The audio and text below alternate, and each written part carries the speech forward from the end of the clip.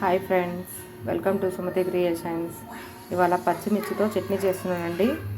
దీనికి కావాల్సిన పదార్థాలు: పచ్చిమిర్చి, ఒక 4 టమాటాలు పెద్దవి, బాండి పెట్టి ఆయిల్ వేడి చేశానండి.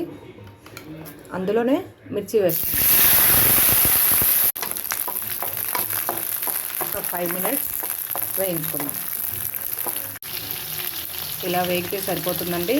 కొంచెం జీలకర్ర, అలానే ఒక ఉల్లిపాయ, ఇంకొక 2 మినిట్స్. ఇప్పుడు తీసేస్తున్నానండి ఒక ప్లేట్లోకి. నేనే వీడియో తీయడం వల్ల నాకు తీసేది రావట్లేదు, అందుకని తర్వాత చూపిస్తాను. ఇలా తీసిన తర్వాత ఇలా ఉంటాయండి. అలానే ఇదే గిన్నెలో మళ్ళీ టమోటాలు కూడా,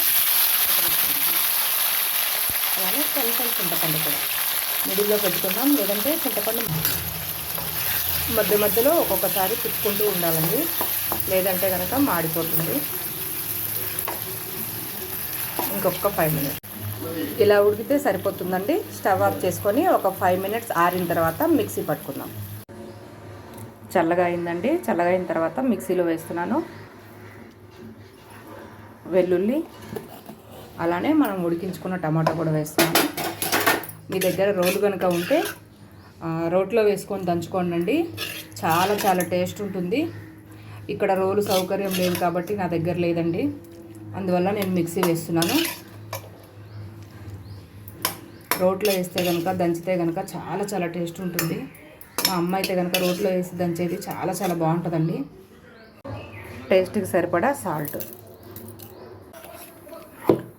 ఇలా కచ్చా పచ్చిగా పట్టుకున్నానండి. మీకు కావాలంటే కనుక మెత్తగా పట్టుకోండి. ఇలా కనుక ఉంటే రోట్లో పచ్చళ్ళలాగా ఉంటుందని నేను ఇలా పట్టాను.